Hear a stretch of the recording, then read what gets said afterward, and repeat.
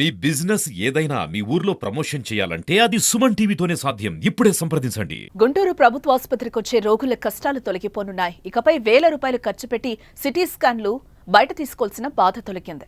ప్రభుత్వ ఆసుపత్రిలో మరో సిటీ స్కాన్ అందుబాటులోకి వచ్చింది. పొదిల ప్రసాద్ ప్రాంగణంలో మరమ్మతులకు గురైన సిటీ స్కాన్ మిషన్ ను సూపరింటెండెంట్ డాక్టర్ కిరణ్ కుమార్ ప్రారంభించారు. గతంలో పనిచేయని సిటీ స్కాన్ కు ప్రభుత్వం 42 లక్షలతో మరమ్మతులు చేయించినట్టుగా వెల్లడించారు. గడిచిన 3 ఏళ్ల నుంచి సిటీ స్కాన్ మిషన్ అందుబాటులోకి రాకపోవడంతో రోగులు ఇబ్బందులు పడ్డారని ఆయన చెప్పారు.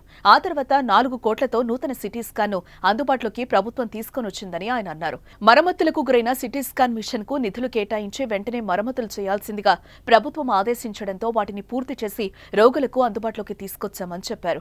గవర్నమెంట్ హాస్పిటల్ ఉన్నామండి, క్యాజువాలిటీ ఎమర్జెన్సీ డిపార్ట్మెంట్ దగ్గర. ఇక్కడ మనకి సిటీ స్కాన్ ఉంది. పాత కాదు అనిపిస్తుంది, కొత్తది అనుకోవాలి.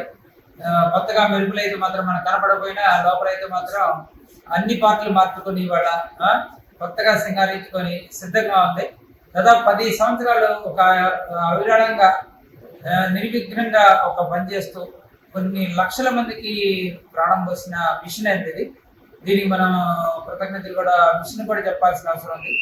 ఎంతో పనిచేసిన తర్వాత ఏ మనిషి అయినా కూడా అలసిపోతాడనంటే దీంట్లో కొన్ని అరుగుదల జరిగి కొన్ని మిషన్లో పార్ట్లు పాడైపోయి దాదాపు 3 సంవత్సరాల నుంచి 3 years నుంచి ఇది పక్కన పెట్టేశారు.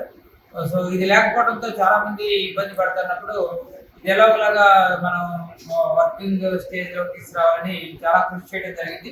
దీంతో మొత్తం 3 సిటీ స్కాన్ మిషన్లు ప్రస్తుతం అందుబాటులో ఉన్నాయని స్పష్టం చేశారు.